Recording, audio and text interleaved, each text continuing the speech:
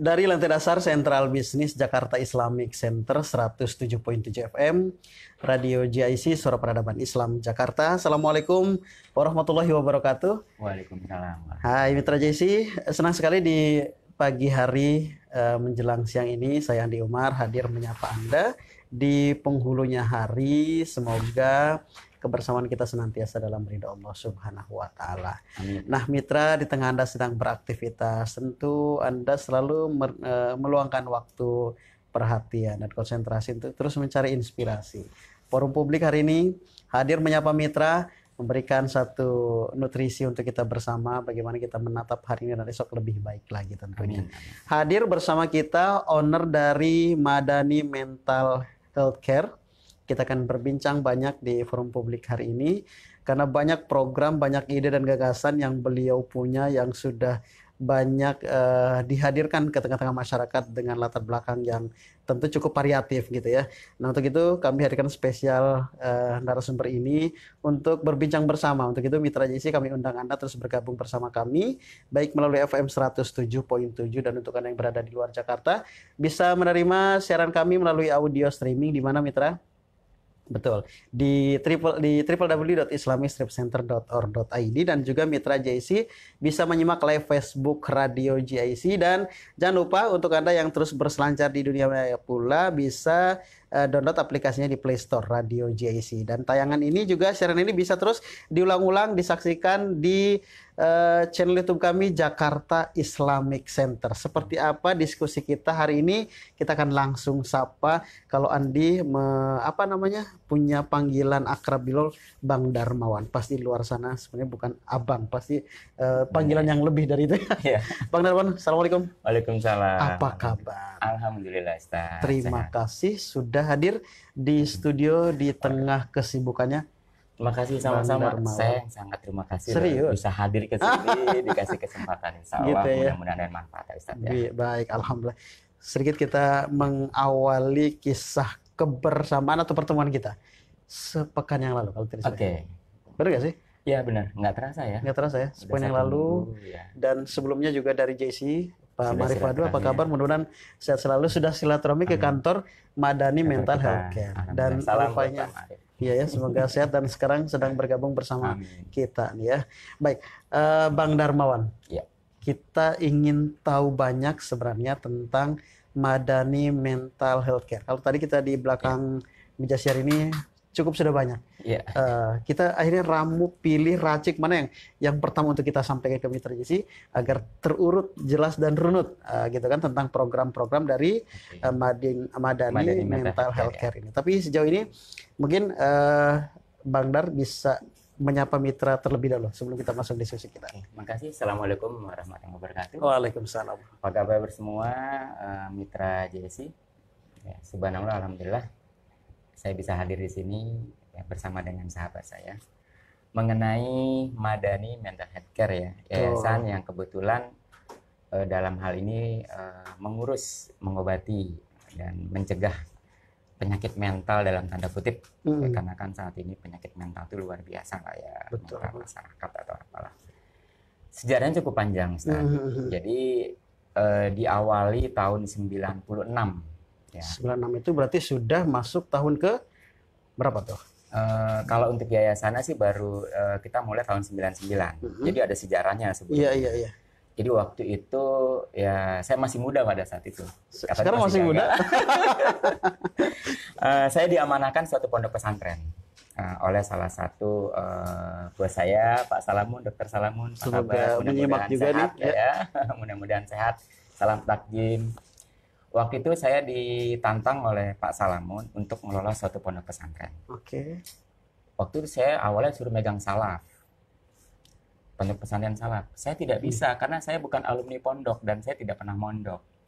Akhirnya saya disuruh nginep 2-3 hari di situ. Saya pelajari dan saya banyak bicara dengan salaf itu sudah berjalan 2-3 tahun tapi tidak maju. Rupanya dalam masa pembicaraan saya dengan beberapa pengurus salafi itu ya memang Islam itu harus kaya, Ustaz. Ya kan? Waktu itu memang Pak Salamun punya lahan kurang lebih sekitar 40 hektar. Wow. Cuma belum dikelola secara profesional. Nah, akhirnya saya sampaikan Pak Salamun, Saya lebih suka pemberdayaan ekonomi karena latar belakang saya dididik juga selain dakwah, saya juga banyak berkecimpung di dalam pengembangan ekonomi. Karena ini adalah alam, maka saya minta bagaimana kalau kita bikin agropesona wisata. Awalnya kita kemas dalam banyak hal, saya tarik teman-teman saya, dan subhanallah saya didukung oleh remaja Masjid Raya Pondok Indah. Saya alumni. Masjid besar. Ya, saya masjid besar, saya alumni angkatan kedua. Ya, salam buat teman-teman RMPI, semoga masih kenal dengan saya. Ya. Singkat cerita, akhirnya agropesona wisata itu maju. Bayangin Ustadz, dalam waktu 1-2 tahun, yang tadinya cuma 40 hektar bisa 70 hektar. Keren kan? Nah, karena maju, saya ditantang lagi sama Pak Salamun. Ini nanti cikal bakal kena Madani. Iya, iya, iya. Kamu agropesona biar dipegang sama teman-teman yang lain deh. Kamu saya kasih tantangan baru. Kira-kira nih pondok pesantren apa yang bisa kita kembangin? Entah gimana, karena saya dulu hobi baca buku ya. Kalau sekarang kan buku udah tidak saya baca, tapi media online. Sama aja ya. Tetap baca. Tetap baca gitu ya. Dulu kan buku udah baca. Telontar saya bilang gini Pak, sama Dokter Salamun. Dok, kenapa kita nggak bikin pondok pesantren narkoba? Kaget Pak Salamun. Emang bisa? Bisa. Ya udah, konsepnya mana? Nginep lagi. Pak Salamun hebat. Satu malam saya suruh nginep bikin konsep. Semua fasilitas hotel. Saya bikin bla bla bla bla bla bla bla. Dibaca sama Pak Salamun. Wah, keren nih. Tahu nggak konsepnya dari mana saya ambil? Karena saya sering baca buku Prof. Dadang Hawari. Assalamualaikum Prof. Dadang. Mudah-mudahan sehat. Salam buat keluarga. Ya. Akhirnya Pak Salamun orang cerdas juga. Dar, ini bagus nih konsep nih. Saya bilang, Pak Salamun, kalau kita bikin ini 40 hektar, kita terbesar se-Asia Tenggara. Bayangin. Karena pada saat itu tahun 97, ya, itu belum baru Inabah doang, sama Malaysia pun belum berkembang. Singkat cerita, akhirnya Pak Salamun minta dicariin orang yang paling bisa nanganin narkoba. Karena waktu itu kan yang bisa nulis tentang narkoba cuma satu, seingat saya, Prof. Dadang. Dan Prof. Dadang saat ini sudah lebih 40 buku karya beliau tentang kesehatan jiwa, diantaranya tentang narkoba. Saya sampaikan, Prof. Dadang, bayangin nih, satu-satunya di Indonesia orang yang ngambil gelar S3 di bidang narkoba sampai saat ini, Prof. Dadang Hawari. Sehingga nama beliau cukup melambung saat itu, luar biasa ya. Sampai sekarang pun walaupun beliau sudah sepuh ya, tapi beliau masih dicari orang. Akhirnya saya memberanikan diri, saya datang ke Prof. Dadang memperkenalkan diri, saya utusan dari Dokter Salamun. Singkat cerita ketemulah beliau dan kerjasama. Maju baik, maju. Nah, selama dalam observasi saya di lapangan, saya selalu meneliti, menanya, dan saya mencatat. Rupanya narkoba ini itu booming ya, dulu ada Putau paling booming pada saat itu, dan itu banyak kalangan-kalangan high class lah, artis-artis atau anak-anak pejabat, dan saya tidak sebut siapa itu ya, tapi banyak klien kita. Dan rupanya kehidupan mereka tuh muter dari rehab ke rehab, dari rehab A, B, C, dan D. Akhirnya saya titik kesimpulan, mau sampai kapan kamu direhab seperti ini? Kan itu. Iya. Ya mau sembuh lah.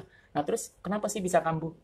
Dendam, merasa ditipu, dibohongin, diisolasi, senioritas dan lain sebagainya. Itu dunia rehab pada saat itu. Padahal di tempat kami tidak pada saat itu. Cuman ada satu jawaban yang selalu menjadi PR buat saya. Iya. Saya pengen punya merehab yang ada kekeluargaannya, Ustaz. Dalam hal ini apa? Kan kita pakai agama Islam sudah keluarga. Iya betul. Cuma satu sisi, Ustaz. Hampir semua tempat rehab pada zaman itu dan zaman sekarang rupanya masih banyak juga yang pakai sistem isolasi.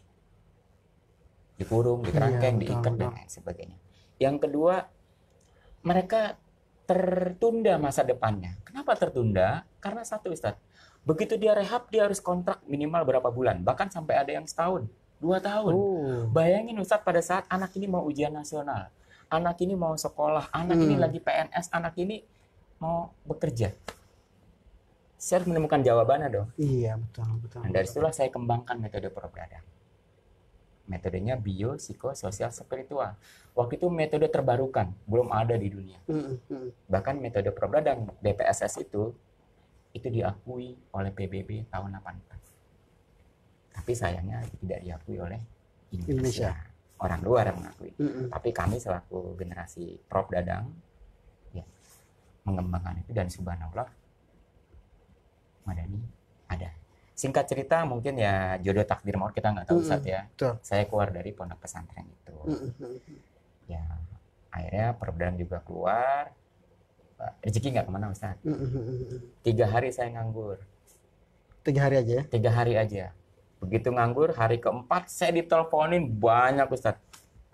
Sampai bingung. Mau mana yang diprioritaskan gitu ya? Tapi mereka tetap minta saya. Jadi saya janji sama yang manggil saya itu, ya saya kerja itu di Jabodetabek. 8 tempat rehab yang ada di Jabodetabek, 4 rumah sakit jiwa, bayangin. Maka saya dulu dipanggil Darmawan Japul. Jarang pulang. Nah, sampai akhirnya keren ya. Ini saya belum punya Madani nih. Saya masih bekerja di Wisma Ibrahim 1, Ibrahim 2, Anissa, Wisma Mandiri, Rumah Sakinah, ya kan.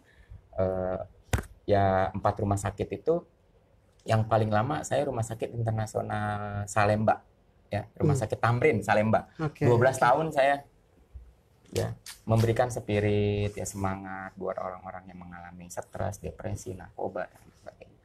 Terus 4 tahun kalau di Salemba itu ingat saya 12 tahun. Di Rumah Sakit Duren Sawit 4 tahun lebih, 4 tahun setengah. Di Rumah Sakit Duren Sawit saya megang banyak Ustaz. Yang pertama saya khusus ngadepin orang-orang yang HIV. Wah. Orang-orang yang udah menjelang mati, disebut terminal. Karena di situ sukses, baik, bagus, dianggap sama manajer. Akhirnya saya ditempatkan ke pengajian mental waktu itu. Ngisi kajian rabuan, tapi tematik sifatnya. Tematik ya. Tergantung permintaan jamaah. Dan situasional biasanya Iya, ya. situasional lah ya. Memang saya tidak menguasai kitab. Ya. Tapi saya menjalankan apa isi kitab itu. Yang ketiga, karena di situ banyak orang-orang dalam tanda kutip ODGJ dulu ya. Orang dengan gangguan jiwa lah ya. Kalau orang bilang kan jiwa kan nggak boleh sembarangan, orang gila ketangkap itu. Bilangnya sebutnya ODGJ. Bahasa kerennya schizophrenia. Orang dengan gangguan jiwa, jiwa prenia pecah.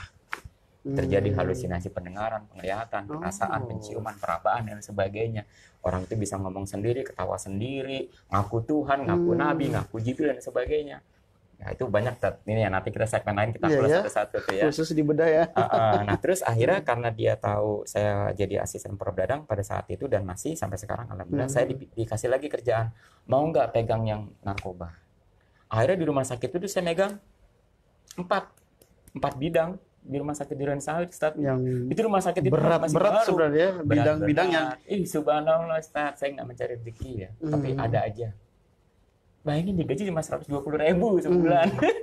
Tapi nggak apa-apa, insya Allah rezeki dari mengalir dari yang lainnya. Dan saya nggak pernah ambil hitung-hitung. Pokoknya kalau ada duit kan diamplopin tuh, saya tumpuk di amplop. Kalau ada teman butuh ambil yang ini, saya nggak tahu isinya berapa. Jangan ada yang cek, ada apa gitu ya, kita nggak tahu isinya apa ya. Amat ya. Iya. Ya sampai akhirnya bikin rumah. Nah singkat cerita nih, Madani ceritanya. Saya kan ngajar nih di 8 tempat, 4 rumah sakit. Oh yang satu lagi, saya hanya sebentar.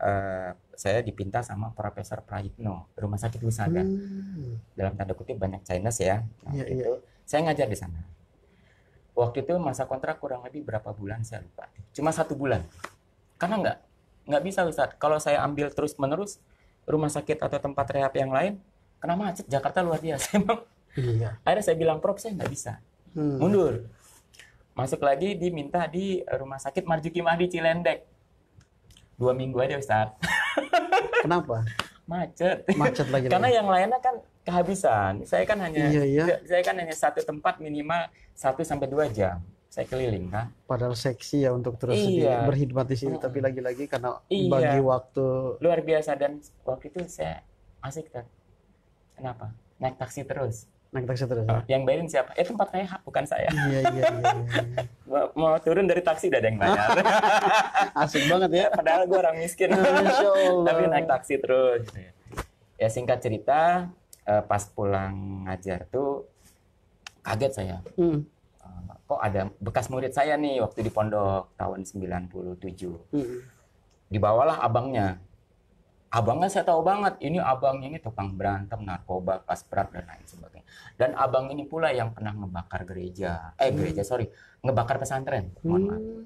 Jadi pesantren kami dulu yang terbesar se-Asia Tenggara Ya. dibakar oleh pengguna narkoba, Ustaz. Wow. Aduh, masalah kalau mengenang masa lalu ya, tawuran, macam-macam ya. Cuman kan saya sudah keluar dari tempat itu, ya kan. Oh, saat kebakar tuh Bang Saya Nur ada, sudah? Oh, masih ada. saya ada dan saya clear ya. Saya keluar karena memang ada ketidakcocokan di dalam Manajemen. prinsip ya, manajemen itu hal yang biasa lah. Tapi Iya, saya iya, dukung betul. teman-teman masih di sana, tetap saya memberikan support ya, seperti itu. Nah, singkat cerita dibawalah, saya kaget. Saya dipanggil Babe. Memang saya dipanggil Babe Jangki. Babi jangki. Nah, kalau dulu bahasanya Babe Jangki atau Ustadz Seribu Pecandu. Ustadz Jangki. Jangki tau nggak, Ustadz? Apa? Jangkung, kuris, najis, cuy. Panggilan Lucu pengguna dicunya. narkoba. Iya, iya, iya. Mereka jangkung, kurus. Iya, oke. Karena kan dia narkoba aja yang dipikirin kan. Betul. Ya kan? Najis. Kata mereka loh, Kata bukan mereka, saya. bukan gitu Kayak ya. sampah kan. Cuy, itu sama masyarakat Ujung gitu ya. dicemooh. Betul, betul. Dan itu mereka real ya. Mereka real gitu ya. Saya dianterin tuh sama si anak tersebut, bekas murid saya. Beh, gua titip ya kakak gue. Lu ngapain titip kakak lu? Kakak lu kan bajingan, saya bilang gitu. Iya, iya, iya. Dia ngebakar pesantren lu, gara-gara dia gue dikeluarin dari pondok pesantren yang gue cintain, gue difitnah. Saya bilang Iya, gitu. iya, iya. Beh, tolong beh. Mama papa lagi di luar negeri. Bodo amat itu kan. Pengennya kita jawab itu kali ya. Tapi ini anak melas, kakaknya pasrah kan. Ya kita nggak tega lah, walaupun Iya, saya betul. nafsu, kesel ya. Ibarat kata pesantren gue yang ngebangun dari awal, gara-gara dia gue difitnah, gue keluar kan gitu. Kita nggak tega lah. Dia nangis, cium tangan. Beh, please 3 hari aja beh. Gue takut pakai lagi. Dia baru di tempat rehab. Di tempat rehab itu dia kabur. Cuma kaburnya ke rumah. Sebelum dia pakai, nah, dia dianterin sama adiknya. Digebokin dulu mungkin sama adik. Saya tanya, ini kenapa nih babak bonyok? Habis gue gebokin, habis nggak mau ke sini kan. Akhirnya saya tampung tuh. Oke. Saya panggil ibu saya. Nyak, titip ya sama kakak saya. Saya mau ngajar nih. Kalau dia macam-macam udah usir aja. Ini pengguna narkoba, murid saya, titipan dari murid saya gitu. Murid saya ini kakaknya gitu. Saya ngajar tuh. Saya cuma sholat jamaah subuh doang sama dia karena kan saya banyak di luar. Pulang udah malam jam 11 baru sampai rumah. Habis sholat subuh saya ajarin ngaji, saya tinggal lagi, cuma saya titip lah ke kakak, ke ibu kan. 3 hari kemudian, begitu saya pulang, kok di pendopo, saya punya pendopo Ustaz. Jadi saya punya rumah yang orang Betawi kan, saya bikin kayak komplek mini lah ya, punya tempat leyeh-leyeh, tempat ya tempat kayak gini nih, cuman bisa buat diskusi, buat main anak-anak. Kok pendopo saya, depan halaman rumah saya, banyak pakaian, ada lemari, ada kasur, ada tempat tidur, ada perabot dapur. Saya kepikiran, kayaknya kontrakan nyokap gue nggak ada yang habis deh bulan ini. Kok gue nggak punya catatannya, nggak ada gitu. Ini punya siapa? Saya tanya dong ke nyokap, ya ini apa? Si Andri mau tinggal sama lu katanya. Ngapain tinggal di sini kan gitu? Nyak tahu nggak siapa dia? Saya panggil, sini lu. Enak aja lu bawa ginian tanpa izin gue. Sabar be. Ada bokap sama nyokap gue katanya gitu. Ketemulah, nangis bokapnya Pak Asta. Itu dari luar negeri itu ya? Ya dia udah di Indonesia, dia peluk, Pak Ustadz, mohon maaf, ini permintaan anak saya, dia betah tinggal di sini, mau tinggal di sini. Saya bingung Ustadz awalnya, siapa yang mau ngurusin?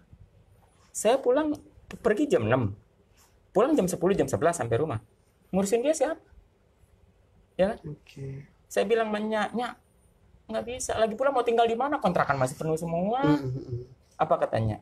Wan, kan lu belajar agama. Iya Nyak. Lu lihat pohon katanya. Ditunjuk pohon. Sampai sekarang tuh pohon masih ada saksi hidup. Aneh punya pohon capi, manis banget. Nanti kalau lagi musim buah saya bawa ke sini. Pohon capi lu lihat. Iya. Tiap pagi lu nyapu kan? Iya, emang kerjaan saya kalau pagi nyapu. Sebelum habis sholat subuh tuh pagi-pagi nyapu dulu. Halaman kita luas ya, biar sampahnya bersih, biar bisa buat mainan ya.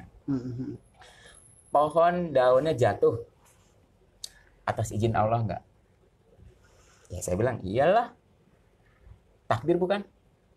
Iya, ketiup angin juga takdir. Ya, ini murid lo datang ke sini, lo minta nggak? Enggak. Ada izin siapa dia? Saya diam, Ustaz. Kena tabok saya kan, banyak saya kan. Ini ibu ini udah, tolong Ustaz, tolong ibu, saya nggak bisa jawab ya. Tapi karena ibu saya, alhamdulillah, ya Allahnya, mudah-mudahan, saya terus, umurnya ada 90 lebih loh.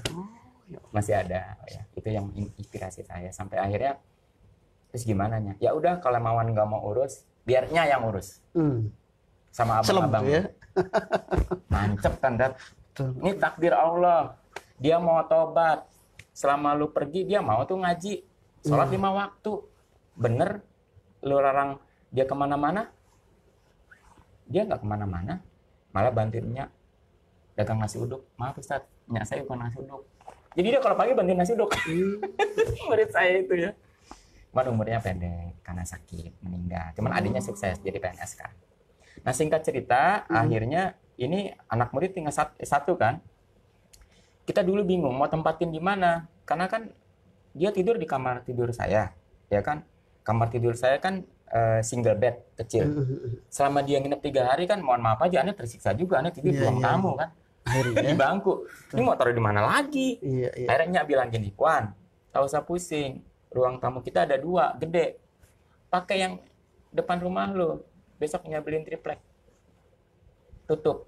Jadi tempat tidur bisa jadi tempat tidur. Udah, lo jadi satu rumah ini jadi 2 sama murid lo. Gitu. Udahlah, akhirnya saya bikin program, Ustaz. Kamu sholat ini nanti yang tanda tangan, yang tahu nyokap atau apa. Pokoknya tanda tangan. Kan saya nggak ngawasin. Dan yang paling penting saya tanamkan ada malaikat, ada Allah Maha melihat. Singkat cerita Ustadz, itu saya masih megang banyak tempat tuh. Tiba-tiba datanglah satu orang lagi yang saya nggak kenal. Masih saya nggak kenal. Ternyata temannya dia. Tahu nggak Ustadz, datang malam-malam sakau. Wah, sakau tuh rasanya. Sakau tuh kan istilah pemakai narkoba ya. Sakit karena putau, sakit karena engkau, sakit karena dikau. Kaunya kembali ke putau. Itu kayak orang lahir normal. Sakit nggak? 7 kali orang lahir normal, sakitnya minta ampun kan. Menggigil dia, kuat keringat dingin sampai Batman, berak mencret. Ya. Begini dia. Saya hafal Ustaz. Ya. Alhamdulillah Allah ngasih anugerah buat saya gitu ya. Saya mohon maaf Ustaz, kita salaman sebentar. Dari begini saya bisa tahu antum merokok atau bukan, pakai narkoba. Enggak. Aneh peluk ini, aneh agak cium sedikit aromanya. Pun ketahuan. Ini pakai narkoba apa? Aneh banyak belajar dari situ.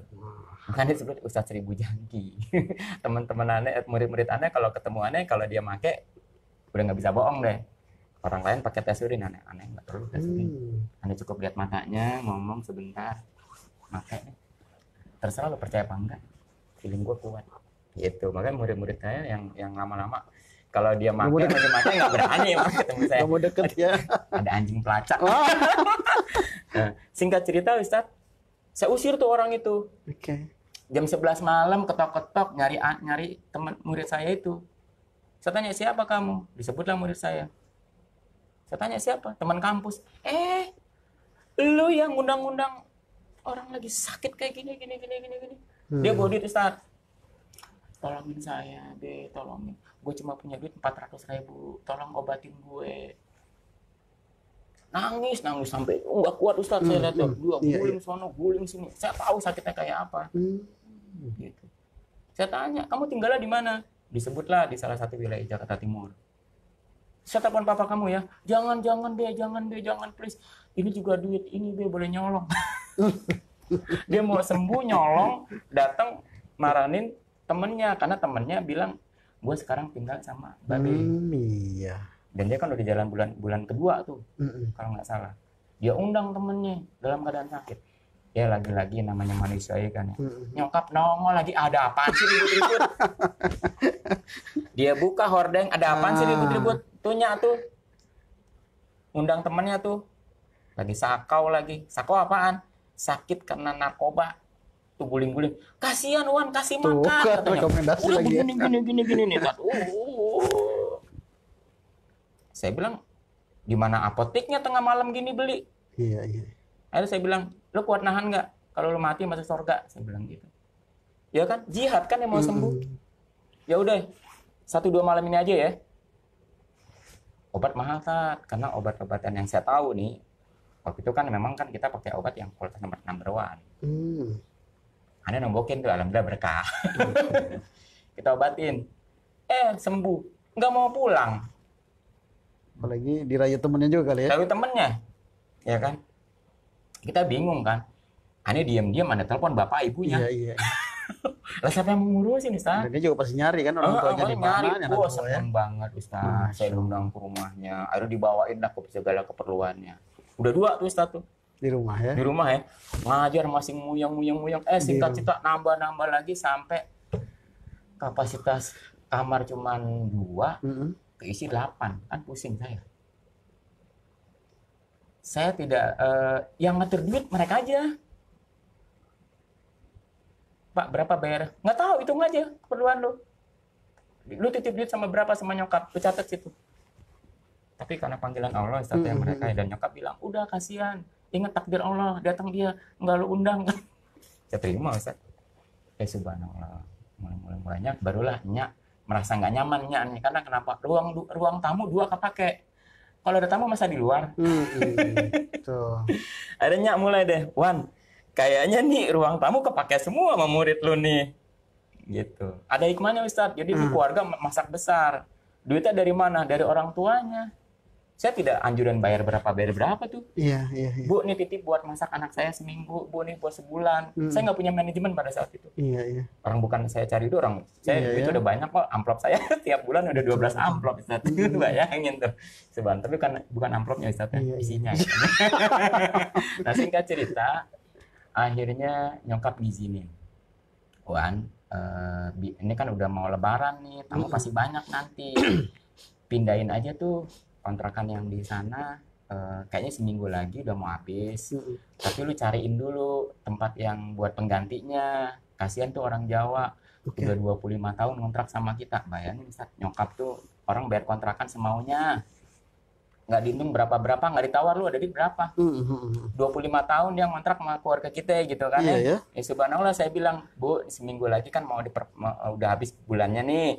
Saya mau pakai karena buat murid-murid saya. Ya Allah, kenapa dadakan? Enggak Bu, seminggu lagi saya cariin di mana tempatnya buat ibu. Jadi tempat ibu nanti buat murid-murid saya. Dari situ Ustaz. Ada dapat dikasih sama nyokap satu, ya ukuran segini lah, 3x5 apa ya. Buat 8 orang. Jadi saya bikin tingkat gitu. Karena udah lebih dari 5 kan harus ada manajemen kan. Dan harus ada orang yang kontrol. Akhirnya saya mundur tuh di beberapa tempat rehab yang lain, luar demi anak, karena saya nggak ingin membebankan keluarga kan. Keluarga kan otodidak, saya kan udah banyak belajar. Singkat cerita, akhirnya dulu namanya bukan Madani, rumah kesadaran. Kenapa rumah dari mereka? Jadi kan saya punya nomor telepon 021 82 857 8228. Iya. Itu sampai sekarang masih aktif tuh. Karena orang tua saya gaptek kan ya, yang sering ngangkat telepon kan jadi murid-murid saya nih. Ya halo, assalamualaikum, rumah kesadaran di sini. Saya sempat telepon kan, rumah kesadaran, ini rumah gue, siapa lu? Saya juga pernah dengar tuh rumah kesadaran, jangan rumah kesadaran yang maksud itu ya. Mungkin kali ya. Serius beberapa tahun yang lalu itu nama. Ya, mungkin. Sekarang akhirnya kita ada di pondokan yang awal tuh saya tulis mereka sampai sekarang masih ada tuh bacaannya rumah kesadaran. Saya tanya, ini rumah gue, babe, kok jadi rumah kesadaran? Iya be, kita sepakat. Jadi kos-kosan babe jadi rumah kesadaran itu aman. Ide itu memang bukan dari saya, dari mereka. Ya? Mereka sadar sendiri ingin sembuh. Kenapa mereka nyaman? Karena saya bilang gini, lu boleh tinggal sama gue, tapi begitu lo pakai, jangan harap lo bisa di sini lagi. Gua tendang lo, kalau perlu gue masukin polisi. Ya kan? Gitu. Subhanallah Ustaz, dari situlah ada yang 2 tahun, 3 tahun, sampai ada yang lulus kuliah sampai kerja Ustaz. Subhanallah. Dari udah mulai banyak, ya kan harus resmi dong, ya kan? Betul. Akhirnya kita lembagain.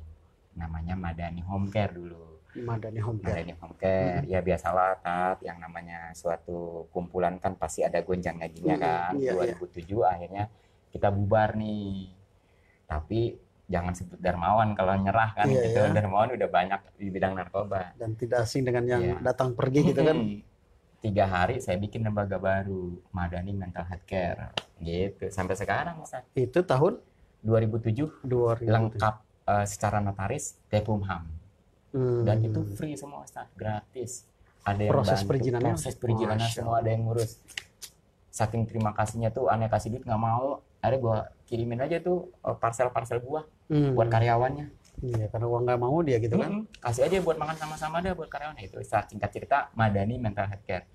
Dan saya ingat, makanya nih saya paling susah, satu kelemahan saya Ustaz, paling susah ngapal nama cowok. Ngapal nama cowok.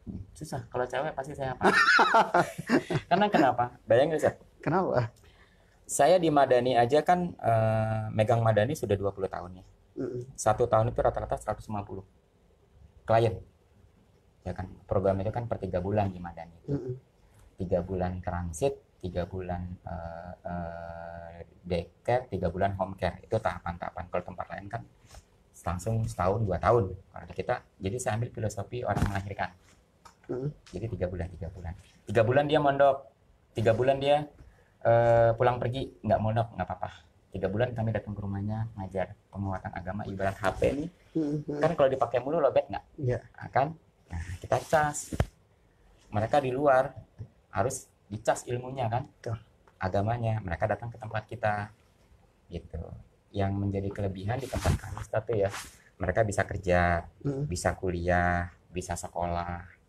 Yang sudah berumah tangga, wajib hukumnya menafkahi lahir batin. Di tempat lain nggak boleh, Ustaz.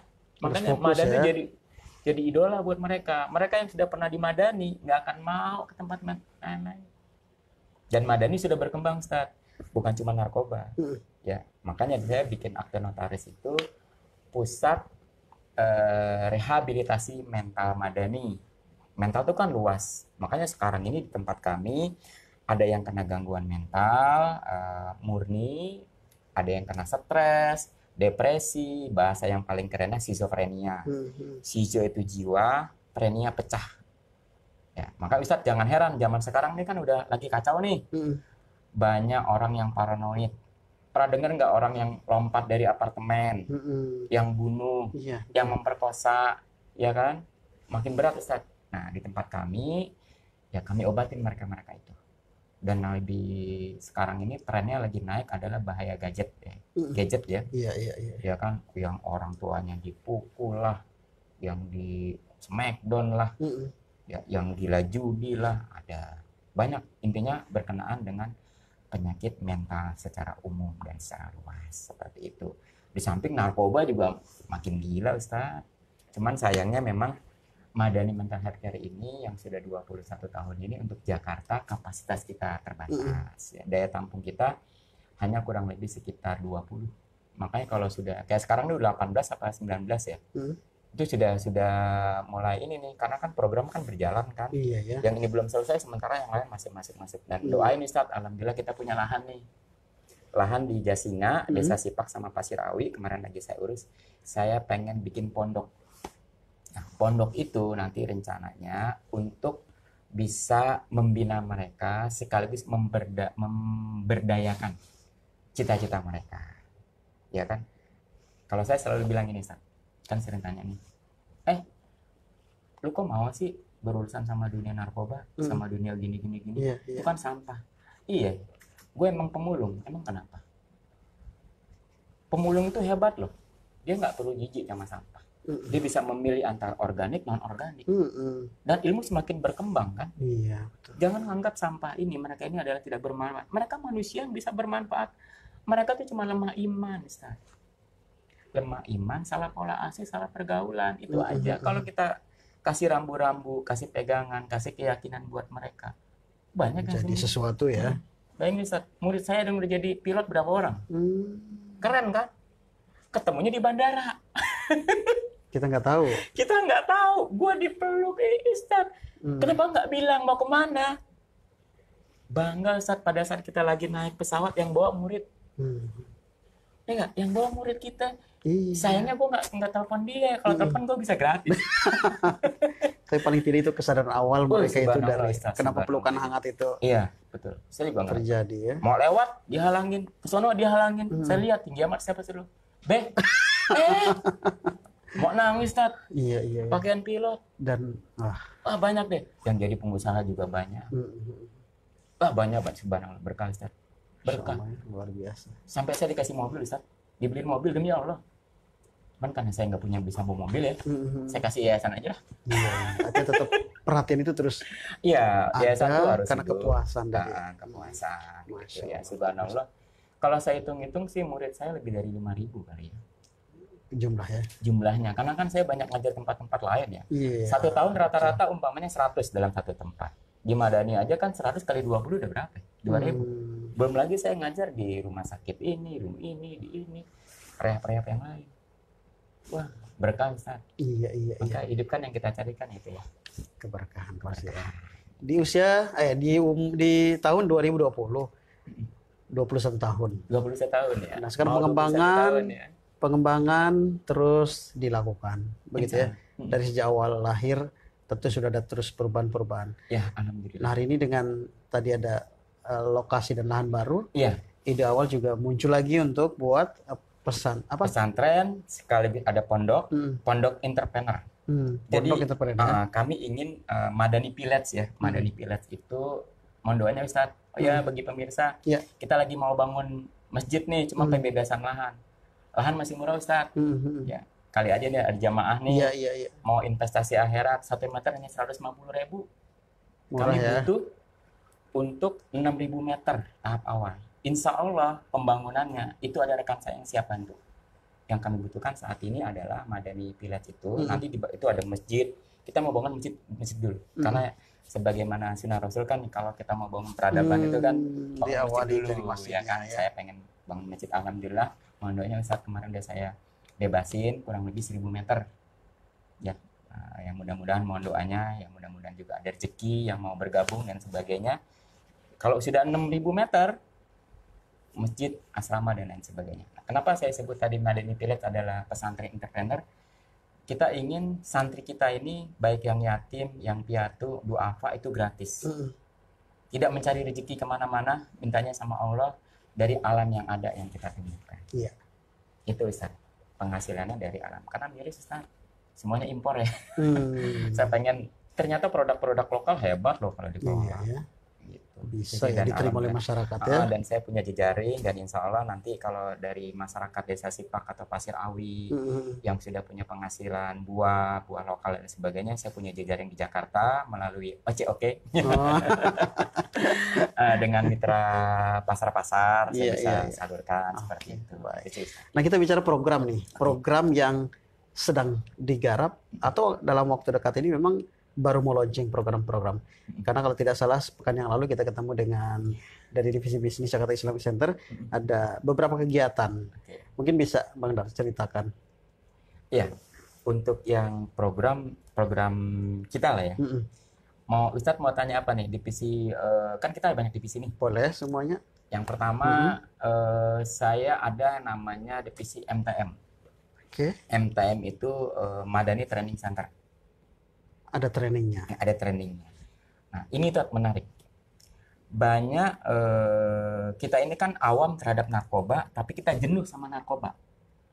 Kalau dengar bahasa narkoba kita sudah image-nya jelek gitu, ya kan? Nah saya dengan tim itu bikin ada namanya tim jangkau damping. Jangkau damping ini ke daerah-daerah Ustaz. Kami siap dipanggil. Ada dana atau tidak ada dana, kami siap dipanggil Ustaz. Alhamdulillah Madani ya saya termasuk yang bersyukur lah ya. Hampir semua pulau kecuali Papua sih yang belum. Ya, itu dakwah. Ya subhanallah ada beberapa yang membiayai karena kalau kami biaya sendiri kami terbatas di Jabodetabek bisa biaya sendiri, tapi kalau udah lintas sektoral provinsi ya kami belum bisa mengarah ke sana, tapi ada beberapa yang instansi manggil. Nah di situ kami kemas bahasanya Ustaz. Kalau kita undang nih seminar narkoba, orang mau datang takut ya. Takut ngapain, yang penting keluarga gue nggak perlu lah gitu.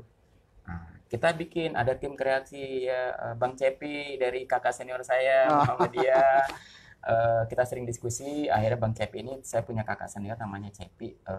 Dia selalu dia orang humoris lucu, Ustadz juga, gaul juga. Wan, kita bikin tuh pas sambel. Apa tuh Bang?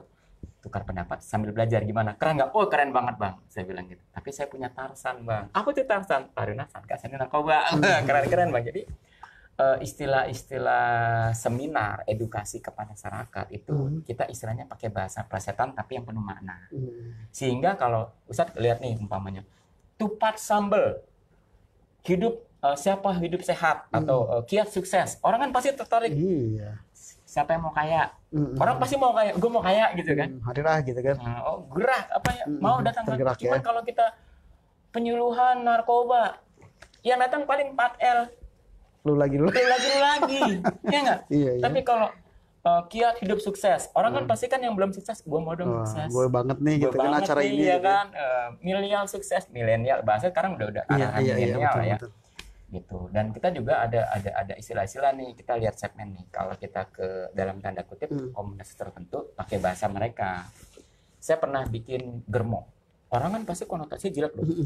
Saya mainnya di kalangan mereka kan. Iya. Dalam hal ini kan ya dakwah dengan cara kita. Kan jarang orang-orang ustadz atau pendakwah ke tempat mereka kan.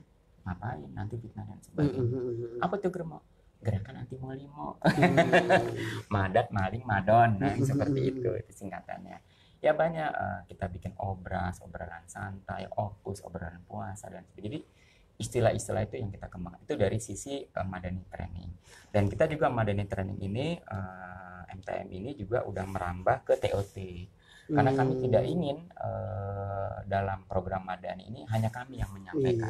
Tapi kami harus punya yang namanya generasi-generasi. Lahir generasi. Makanya kami alhamdulillah hampir setiap tahun kita ngadain TOT. Karena tahun ini boleh tahu ini saya kasih bocoran kan. Tidak ada di DKI sekolah yang aman dari narkoba, Ustaz. Saat ini 2 sekolah yang saya tangani. Ya, di pusat maupun di Jawa Barat. Bayangin Ustaz, dari anak baru 280 yang pemakai 180, berapa persen? Pemakai aktif tanpa harus pakai alat tes urin, Ustaz. Alat tes urin bisa dimanipulasi. Cukup diteteskan dengan zat tertentu, saya tidak sebut, saya tahu zatnya, itu bisa negatif semua, atau tuker, atau pakai teh, ya kan? Tapi dengan kita menggugah kolbu mereka, dengan kita kasih muhasabah, nggak perlu gelap-gelapin deh. Kita gugah aja kolbunya. Ayo angkat tangan. Siapa yang mau masuk surga? Ayo angkat tangan. Siapa yang mau benar hidupnya? Gitu kan pasti kan. Yang masih make, yang masih mau dibenerin, yang masih mau diobatin, angkat tangannya. Angkat, yang masih aktif angkat tangannya. Tinggal kita hitung, guru tinggal ngitung deh. Kaget lah dulu. Ternyata sekian persen gitu ya. 186 siswa gue make. Ya Allah. Aktif. Kita bikin program. Waktu itu masih ada Ibu Hopipa. Saya telepon lah asistennya. Bu, ini dibantu di program dulu. Tapi sekarang kalaupun Ibu Hopipa sudah tidak ada, kami jalan. Tetap jalan. Di Bekasi juga gitu, Ustaz. Bayangin, miris Ustaz. Masalah saya kadang-kadang sedih. Jilbab apa gitu lah. Pemakai sampai harus menjual diri. Wah, banyak kisah-kisah ya. Nah, akhirnya kita dalam setiap tahun itu kita ngadain TOT khusus buat guru. Jadi kita buka free Ustadz. Mereka datang, cuman kan lagi-lagi kan keterbatasan prasarana kita kan, kapasitas kita kan hanya 15 untuk satu ruangan belajar lah ya. TOT-nya itu ya kita undang dari 100 juga kadang-kadang kan kesadaran dari orang Indonesia kan kadang-kadang lupa atau malas ya. Bayangin Ustaz, pernah kecewa juga sih, kita undang 100 sekolah perwakilan guru-guru BP. Yang datang cuma nggak lebih dari 30. Yang lainnya nanya, Pak, ini kami dapat transport ya? Sedih miris.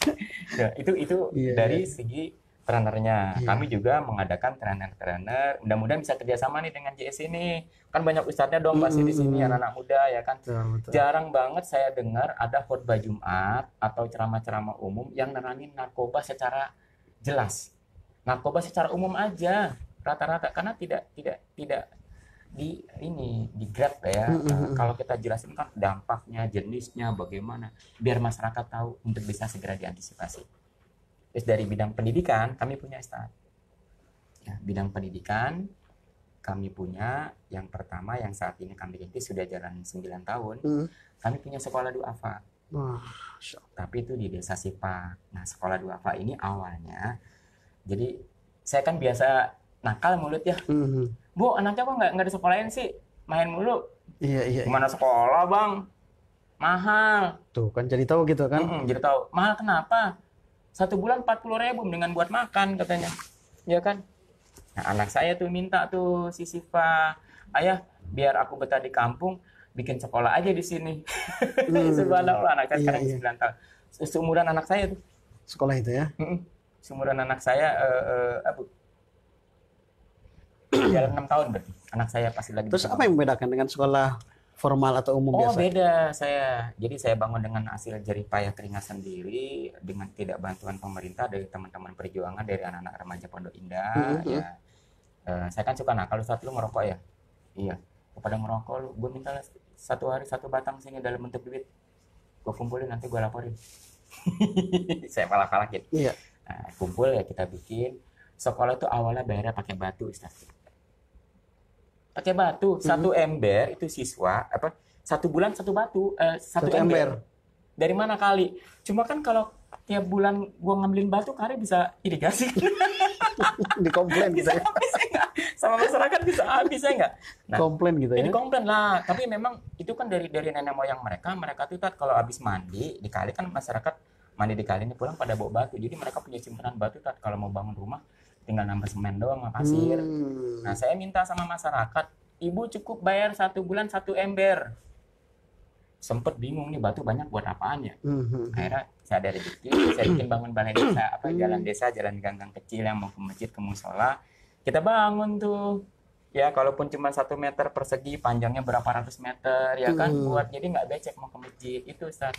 Nah, karena waktu itu batunya sudah, yang kecil-kecil sudah habis, akhirnya ya udah deh, yang yatim gratis, itu gratis, duafa gratis, tapi yang mau bayar 10.000. Bayangin Ustaz, 1 bulan 10.000 rupiah, mereka dapat makan sekali. Mana ada zaman sekarang bayaran sekolah 10.000 dapat makan? Dari mana rezekinya? Dari Allah. Kita bisa bayar gaji gurunya dari makan. Nah, itu baru dari tadi sisi TM. Kemudian dari sisi MTN-nya kan trainingnya ada TOT-nya, dari segi pendidikannya. Nah, pendidikannya ke depan insya Allah masih saat saya bikin sekolah. Itu masih pengembangan di pendidikan ya? Pengembangan pendidikan. Nah, ini ada lagi Madani Outbound. Nah, ini pikiran lagi, Ustaz. Madani Outbound ini dikelola oleh para pejuang-pejuang. Kami bilang ke teman-teman, kalian adalah pejuang Madani. Karena kenapa? Kalian siap diterjunkan. Tahu nggak, Ustaz? Orang yang gabung sama Madani itu udah harus siap mati. Paham kan? Yang kita obatin narkoba. Berhubungan dengan apa? Kematian ya. Mafia. Mafia. Iya kan? Berapa kali berantem sama bandar di jalanan, berapa kali dihajar, untung punya 1 jurus langkah 1000. Di beberapa kampus nyaris murid teman-teman saya juga gitu. Jadi saat ini yang lagi keren ini doain Ustaz, besok kita bawa jemaah, kita mau outbound. Outbound itu kita punya 3 segmen. Nah, dan ini puskesmas wilayah Jawa Barat khususnya Bekasi itu sudah langganan 3 tahun sama kita, Ustaz. Kita tawarkan ada yang sungai. Sungai itu ya kayak semacam LDK lah kita bikin.